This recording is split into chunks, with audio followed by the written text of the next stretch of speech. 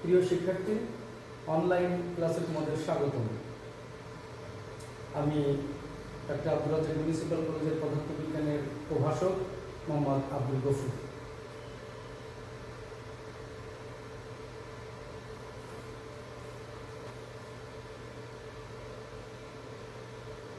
বিষয় ষষ্ঠ অধ্যায়ের মুক্তিবেগ।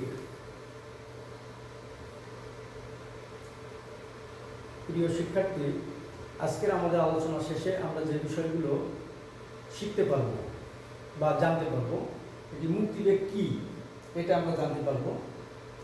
মুক্তিবেগের গাণিতিক রাশিমালা প্রতিপাদন এবং বিশ্লেষণ করতে পারব। মুক্তিবেগ সংক্রান্ত জ্ঞান এবং অনুধাবনমূলক প্রশ্নের উত্তর দিতে সক্ষম হব এবং মুক্তিবেগ সংক্রান্ত গাণিতিক সমস্যার সমাধান করতে পারব। প্রথমে আমাদের জানা দরকার মুক্তিবেগ কি, এই বিষয়ে কিছু আলোচনা প্রয়োজন। পৃথিবীর ঊর্ধ্ব বায়ুমণ্ডলে হালকা অণুসমূহ যেমন হাইড্রোজেন এবং হিলিয়াম তাপীয় উত্তেজনার মাধ্যমে যথেষ্ট উচ্চ দ্রুতি অর্জন করতে পারে এবং মহাশূন্যে মিলিয়ে যেতে পারে। বহুকাল আগে পৃথিবীর বায়ুমণ্ডলে যথেষ্ট হাইড্রোজেন এবং হিলিয়াম গ্যাস ছিল, কিন্তু এখন বায়ুমণ্ডল থেকে এই সকল গ্যাস প্রায় বিলুপ্ত হয়ে গেছে। তবে আমাদের মনে রাখতে হবে, ভূত্বকের তেজস্ক্রিয় ক্ষয়ের মাধ্যমে এর কিছু কিছু অংশ আমাদের বায়ুমণ্ডল আবার ফিরে পাচ্ছে। এখন এই ঘটনাগুলো ঘটছে মুক্তিবেগের কারণে। আমরা মুক্তিবেগের সংজ্ঞাটা নির্ধারণ করি। কোনো বস্তুকে মহাকাশে নিক্ষেপ করলে যদি বস্তুটি মহাকর্ষ বলের ক্ষেত্র অতিক্রম করতে পারে, অর্থাৎ বস্তুটি আর পৃথিবীতে ফিরে না আসে, তখন ওই বস্তুর যে বেগ থাকে সেটাকে আমরা মুক্তিবেগ বলতে পারি। অর্থাৎ সর্বাপেক্ষা কম যে বেগে কোনো বস্তুকে ভূপৃষ্ঠ থেকে নিক্ষেপ করলে তার পৃথিবী পৃষ্ঠে ফিরে আসে না, সেই ন্যূনতম বেগকেই আমরা বলবো মুক্তিবেগ। ইংরেজিতে একে বলা হয় এস্কেপ ভেলোসিটি। এখন মুক্তিবেগের রাশিমালা আমরা একটু দেখি। মনে করি স্মল এম ভরের একটা বস্তু যেটা পৃথিবীর পৃষ্ঠ থেকে আমরা অসীমে পাঠানোর জন্যে কাজ করছি। সেই ক্ষেত্রে কৃত কাজ আমাদের নির্ণয় করতে হবে। সেই কৃত কাজের সমান গতিশক্তি যদি ওই বস্তুটাকে আমরা দিই, তাহলে বস্তুর যে বেগ হবে এটি হবে মুক্তিবেগ। তো আমরা দেখি, পৃথিবীর ভর ক্যাপিটাল এম, মহাকর্ষীয় ধ্রুবক ক্যাপিটাল জি এবং পৃথিবীর ব্যাসার্ধ ক্যাপিটাল আর যদি হয়, তাহলে এই স্মল এম ভরের কোনো বস্তুকে পৃথিবী তার কেন্দ্রের দিকে যে বলে আকর্ষণ করে, সেটা আমরা 1 নম্বর সমীকরণের সাহায্যে দেখাতে পারি, যেটা F = G/m/r²। এখন পৃথিবী যেহেতু বস্তুটাকে এই বলে নিজের কেন্দ্রের দিকে টানছে, এখন এই বলের বিরুদ্ধে যদি আমরা বস্তুটাকে সরাইতে চাই, অর্থাৎ দূরে সরাই নিতে চাই, তাহলে এই বলের বিরুদ্ধে কাজ করতে হবে। আর সেই কৃত কাজ আমরা 2 নম্বর সমীকরণের সাহায্যে বের করতে পারি। এখানে যদি ক্ষুদ্র সরণের ক্ষেত্রে কৃত কাজ হয় খুবই ক্ষুদ্র, dw, দ্যাট ইজ f/dr, অর্থাৎ খুব অল্প পরিমাণ যদি আমরা সরাই নিতে চাই, যেখানে আমরা 1 নম্বর সমীকরণ থেকে f এর মান যদি 2 নম্বর সমীকরণে বসাই, তাহলে একটা সমীকরণের রূপ আসে। এখন এই সমীকরণটাকে আমরা যদি সমাকলনের সাহায্যে সমাধান করি, অর্থাৎ বস্তুটাকে পৃথিবীর পৃষ্ঠ থেকে অসীমে নিয়ে যেতে চাই, তাহলে 2 নম্বর সমীকরণকে যদি আমরা লোয়ার লিমিট বলি r এবং আপার লিমিট যদি বলি ইনফিনিটি, এই সীমার মধ্যে সমাকলন করি, তাহলে আমরা কৃত কাজের পরিমাণ নির্ণয় করতে পারবো। সেই ক্ষেত্রে আমরা দেখছি যে w = r to infinity dw, যেখানে dw এর মান আমরা 2 নম্বর সমীকরণ থেকে নিয়ে এসেছি। এগুলো পর্যায়ক্রমে আমরা ক্যালকুলেশন এখানে খুব সহজভাবে উপস্থাপন করা হয়েছে, যাতে আমরা পর্যায়ক্রমে এইগুলো বুঝতে পারি।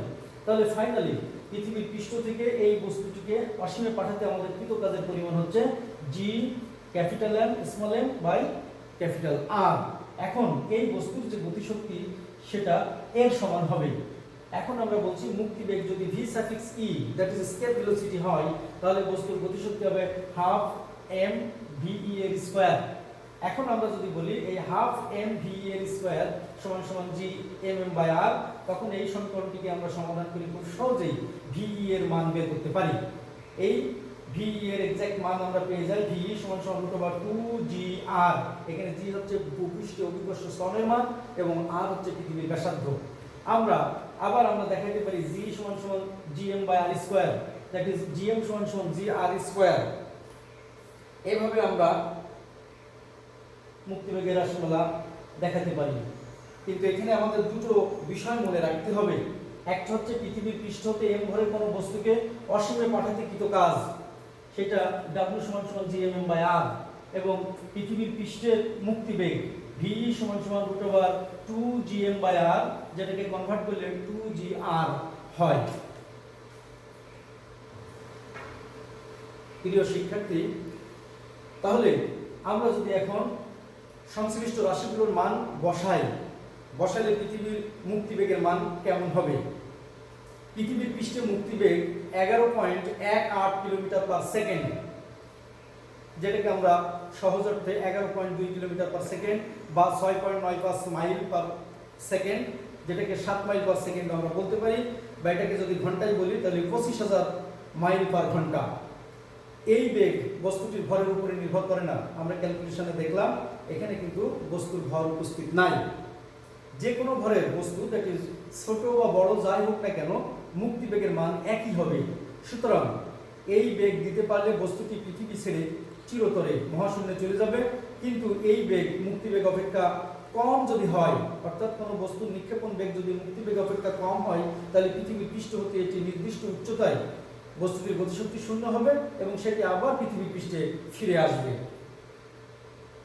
আমরা দেখি যে পৃথিবী সহ এর আশপাশের যে গ্রহগুলো আছে এবং আমাদের পৃথিবীর চারিপাশে ঘূর্ণায়মান একমাত্র উপগ্রহ চাঁদ, এর প্রত্যেকের নিজস্ব ভর ভিন্নতার কারণে এবং তাদের পৃষ্ঠে অভিকর্ষ স্তরণের ভিন্নতার কারণে এই সংশ্লিষ্ট গ্রহ এবং উপগ্রহের পৃষ্ঠ থেকে নিক্ষিপ্ত বস্তুর মুক্তিবেগের মানও ভিন্ন ভিন্ন হয়ে থাকে, যেটা হিসেব করে পাওয়া গেছে। আমরা স্লাইডে দেখতে পাচ্ছি মুক্তিবেগের মান সংক্রান্ত একটি সারণী। গ্রহ বা উপগ্রহের মুক্তিবেগের মান আমরা এখানে দেখছি চাঁদ, যেটা 2.4 কিলোমিটার পার সেকেন্ড, বুধ গ্রহে আছে 4.3 কিলোমিটার পার সেকেন্ড, মঙ্গল গ্রহে আছে 5.1 কিলোমিটার পার সেকেন্ড, শুক্র সেখানে 10.3 কিলোমিটার পার সেকেন্ড, পৃথিবীর পৃষ্ঠে 11.2 কিলোমিটার পার সেকেন্ড এবং বৃহস্পতি 59.5 কিলোমিটার পার সেকেন্ড। মুক্তিবেগ সংক্রান্ত বিশেষ কয়েকটি অবস্থা। পৃথিবীর পৃষ্ঠ থেকে যদি কোনো বস্তুকে আমরা 7.91 কিলোমিটার পার সেকেন্ড এই বেগ বা এর চেয়ে কম বেগে যদি নিক্ষেপ করি, তাহলে বস্তুটির পরিণতি কি হবে? পরিণতি হবে বস্তুটি উপবৃত্তাকার পথে পৃথিবীকে প্রদক্ষিণ করবে, করে আবার ভূপৃষ্ঠে ফিরে আসবে। 91 কিলোমিটার পার সেকেন্ড এর সমান বেগে নিক্ষেপ করি, তাহলে কি হবে? এই বস্তুটি পৃথিবীর চারিপাশে উপবৃত্তাকার কক্ষপথে ঘুরতে থাকবে, যেটা চাঁদের মতো অবস্থান নেবে। এরপরে আমরা 3 নম্বরে দেখতে পাচ্ছি 7.91 হতে যদি 11.2 কিলোমিটার পার সেকেন্ডের মধ্যে থাকে নিক্ষিপ্ত বস্তুটির বেগ, তাহলে বস্তুটি পৃথিবীকে একটি ফোকাসে রেখে উপবৃত্তাকার পথে প্রদক্ষিণ করতে থাকবে। নিক্ষেপণ বেগের মান যদি 11.2 অর্থাৎ মুক্তি বেগের সমান হয়, তাহলে বস্তুটি অধিবৃত্ত পথে পৃথিবীর পৃষ্ঠ ছেড়ে চলে যাবে, তার পৃথিবীর পৃষ্ঠে ফিরে আসবে না। এরপরে যদি নিক্ষেপণ বস্তুটির বেগ মুক্তি বেগ অপেক্ষা বেশি হয়, অর্থাৎ 11.2 কিলোমিটার পার সেকেন্ডের চেয়ে বেশি হয়, তাহলে বস্তুটি পরাবৃত্ত পথে পৃথিবীর পৃষ্ঠ ছেড়ে যাবে এবং পৃথিবীতে আর ফিরে আসবে না। এখানে প্রিয় শিক্ষার্থী, আমাদের কিছু বিষয় জেনে রাখা দরকার। কোনো উপগ্রহের প্রদক্ষিণ বেগ সর্বদা মুক্তি বেগ অপেক্ষা কম হয়, তা না হলে উপগ্রহটি মহাশূন্যে বিলীন হয়ে যেত। সূর্যের পৃষ্ঠের মুক্তিবেগ খুব বেশি হওয়ার কারণে এর বায়ুমণ্ডল থেকে হাইড্রোজেন গ্যাস বিলীন হতে পারে না। পৃথিবীর উপগ্রহ চাঁদ এবং বুধ গ্রহের পৃষ্ঠের মুক্তিবেগ অনেক কম হওয়ার চাঁদ এবং বুধের কোনো বায়ুমণ্ডল নাই। আমরা গাণিতিক উদাহরণ দেখব একটি, এখানে সমাধানকৃত আমাদের সমস্যাটা এখানে উপস্থাপন করা হয়েছে যে বৃহস্পতির ভর এবং ব্যাসার্ধ যথাক্রমে 1.9 × 10⁻27 কেজি এবং 7 × 10⁻7 মিটার। বৃহস্পতির পৃষ্ঠের মুক্তিবেগ নির্ণয় করতে হবে। প্রিয় শিক্ষার্থী, আমরা এখানে দেখতে পাচ্ছি বৃহস্পতির ভর, বৃহস্পতির ব্যাসার্ধ, মহাকর্ষীয় ধ্রুবক এগুলো দেওয়া আছে, আমাদের মুক্তিবেগ বের করতে হবে। সংশ্লিষ্ট সূত্রটি বসিয়ে আমরা যদি ক্যালকুলেশন করি তাহলে নির্দিষ্ট লক্ষ্যে পৌঁছতে পারবো। আমরা সমাধানের জন্য একটু আগে যে সমীকরণটি প্রতিপাদন করেছি v = √2gm/r, এই সমীকরণে আমরা সংশ্লিষ্ট উপাত্তগুলো যদি বসিয়ে দিই তাহলে ফাইনালি ক্যালকুলেশন করে অ্যানসারটা আসে 6.02 × 10⁴ মিটার পার সেকেন্ড।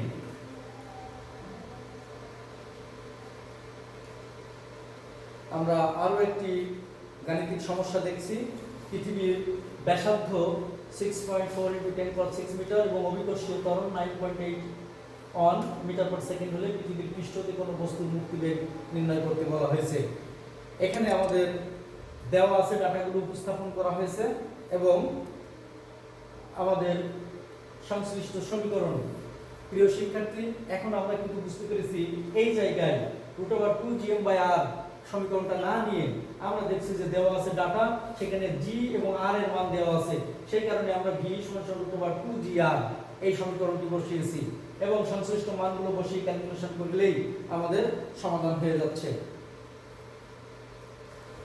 এখন প্রিয় শিক্ষার্থী, তোমাদের বাসায় প্র্যাকটিস করার জন্য কিছু গাণিতিক উদাহরণ এখানে উপস্থাপন করা হয়েছে, সাথে সাথে উত্তরও দেওয়া হয়েছে এবং সংশ্লিষ্ট সূত্রগুলো বসিয়ে তোমরা এর উত্তরগুলো রেডি করবে।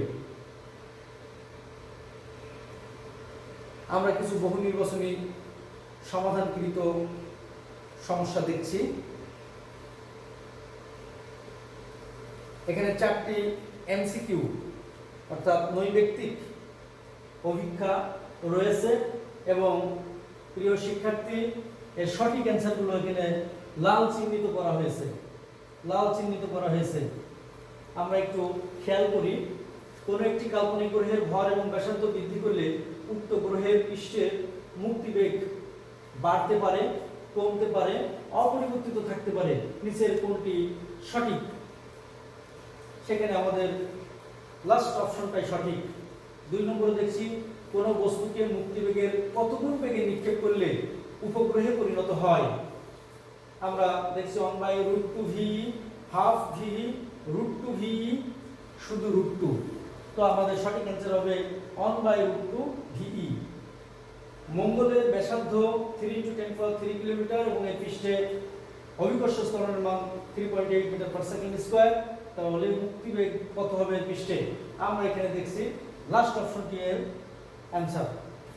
পৃথিবী পৃষ্ঠ থেকে কোনো বস্তুর মুক্তিবেগ আমরা এটা আগেই দেখেছি, তারপরেও এখানে একটা সমাধান দেওয়া হয়েছে, নিজেরা কমপ্লিট করে নিব। 11.2 কিলোমিটার পার সেকেন্ড।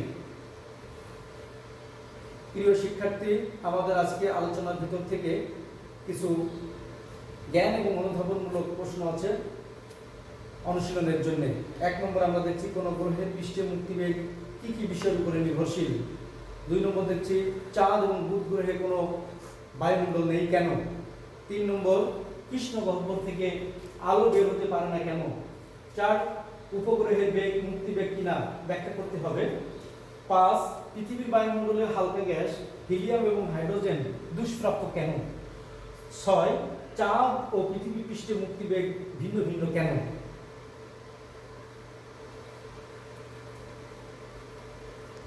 প্রিয় শিক্ষার্থী, আমরা এখানে একটি উদ্দীপক লক্ষ্য করছি। একটি মহাজাগতিক বস্তুর ব্যাসার্ধ ও ভর যথাক্রমে 3.2 × 10⁶ মিটার এবং 4 × 10⁻24 কেজি। মহাকর্ষীয় ধ্রুবক g এর মান দেওয়া আছে। একটি ধূমকেতুর আঘাতে মহাজাগতিক বস্তুটি 8টি সমান খণ্ডে বিভক্ত হলো। এখন এই উদ্দীপকের আলোকে আমাদের নিচের 2টা প্রশ্নের সমাধান করতে হবে। 1 নম্বর, যেটা মহাজাগতিক বস্তুর পৃষ্ঠে মাধ্যাকর্ষণজনিত ত্বরণ নির্ণয় করতে হবে, এটি প্রয়োগমূলক। 2 নম্বর যেটা আছে, এটি উচ্চতর দক্ষতামূলক।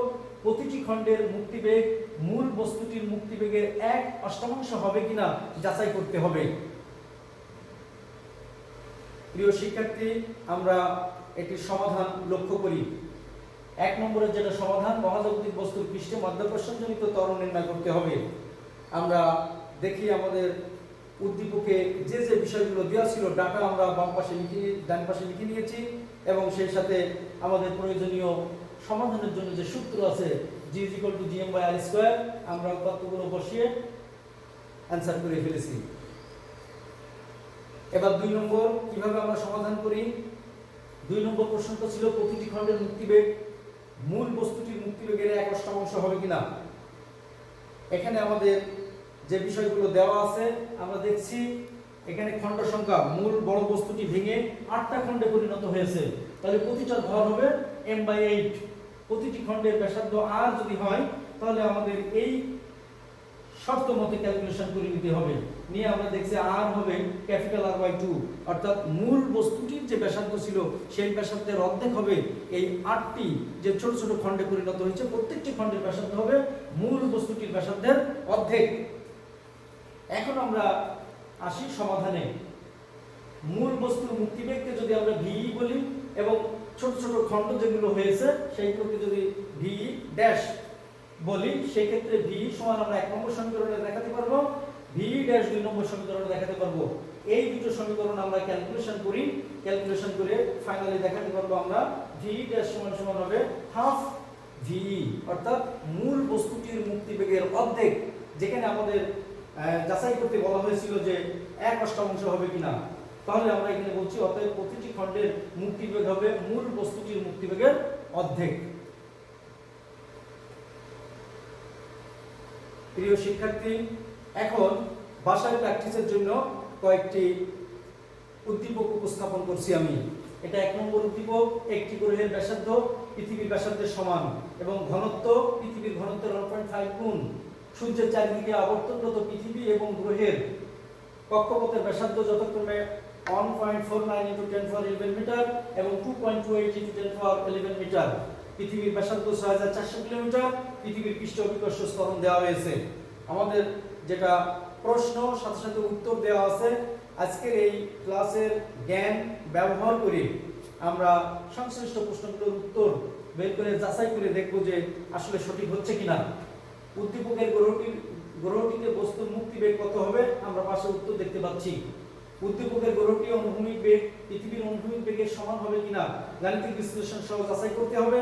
সেখানে উত্তরে উপস্থাপন করেছে পৃথিবীর অনুভূমিক বেগ গ্রহের অনুভূমিক বেগের সমান নয়, কিন্তু এটা গাণিতিকভাবে ক্যালকুলেশন করে প্রমাণ করতে হবে। আমরা আরো একটি উদ্দীপক এখানে লক্ষ্য করছি। দুইটা চিত্র আমরা এখানে দেখছি, একটি মুক্তিবেগ আরেকটা হচ্ছে স্যাটেলাইটের উৎক্ষেপণ। চিত্র 1-এ 2 কেজি ভরের একটি বস্তুকে মুক্তিবেগে উপরের দিকে নিক্ষেপ করা হয়েছে। চিত্র 2-এ আমরা দেখছি 3500 কেজি ভরের একটি কৃত্রিম উপগ্রহ উৎক্ষেপণ দেখানো হয়েছে, যা পৃথিবীর পৃষ্ঠ হতে এই উচ্চতার কক্ষপথে আবর্তনরত থাকবে। দেখছি যে উদ্দীপক 1 অনুসারে মোট কৃত কাজ নির্ণয় করতে হবে। 2 নম্বরে দেখছি আমরা উদ্দীপকে প্রদত্ত তথ্য ব্যবহার করে গাণিতিক বিশ্লেষণের মাধ্যমে নির্ণয় করতে হবে কৃত্রিম উপগ্রহ হিসেবে পাঠাতে মুক্তিবেগের কত গুণ বেগে পাঠাতে হবে তা নির্ণয় করতে হবে এবং এর জন্য সঠিক অ্যানসারটি নিচে উপস্থাপন করা হয়েছে। প্রিয় শিক্ষার্থী, এগুলো নিজেরা প্র্যাকটিস করে মিলিয়ে দিতে হবে।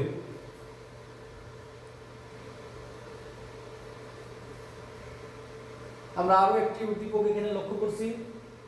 3 উদ্দীপক, একজন অ্যাথলেট পৃথিবীতে দীর্ঘ লাফ দিয়ে সর্বোচ্চ 4 মিটার দূরে যেতে পারেন। পদার্থবিদ্যায় পারদর্শী এই অ্যাথলেট চাঁদের পৃষ্ঠে দীর্ঘ লাফ দিয়ে 20.25 মিটার যাওয়ার দাবি করেন। পৃথিবীর ভর এবং ব্যাসার্ধ চাঁদের ভর এবং ব্যাসার্ধের 81 গুণ ও 4 গুণ এখানে দেওয়া আছে। 1 নম্বর যেটা আছে প্রয়োগমূলক, পৃথিবী চাঁদের মুক্তিবেগের অনুপাত নির্ণয় করতে হবে। উত্তর আমরা পাশে দেখতে পাচ্ছি, এটা গাণিতিকভাবে প্রুফ করতে হবে। 2 নম্বর দেখছি উদ্দীপকের উক্ত অ্যাথলেটের দাবি কতটা যৌক্তিক সেটা গাণিতিকভাবে বিশ্লেষণ করতে হবে। আমরা উত্তরে দেখতে পাচ্ছি অ্যাথলেটের দাবি সঠিক, এটা গাণিতিকভাবেই প্রমাণ করতে হবে। প্রিয় শিক্ষার্থী, দীর্ঘ সময় ধরে এই মুক্তিবেগ সংক্রান্ত আলোচনা শুনেছো। তোমাদের যতটুকু কাজে এসেছে, যতটুকু তোমাদের জ্ঞান বৃদ্ধি পেয়েছে, এটা আমি চেষ্টা করেছি। তোমাদের জন্য আমার চেষ্টা এবং শ্রম অব্যাহত থাকবে এবং আমিও খুশি হব যদি তোমরা এগুলো ধারাবাহিকভাবে নিজেরা কাজ করে নিজেদের সামনে এগিয়ে নিতে পারো এবং পরবর্তীতে যখন কলেজ খুলবে তখন এই সংক্রান্ত কোনো প্রশ্ন যদি থাকে প্রশ্নগুলো আমার কাছে নিয়ে আসলে আমি পর্যায়ক্রমে এগুলো সমাধান করে দেবো এবং আরও সহযোগিতা করতে পারবো। তোমরা ভালো থাকো, সুস্থ থাকো, স্বাস্থ্যবিধি মেনে বাড়িতেই থাকো, নিয়মিত পড়াশোনা করো, শরীরের দিকে খেয়াল রাখো। সকলকে ধন্যবাদ। আল্লাহ হাফেজ।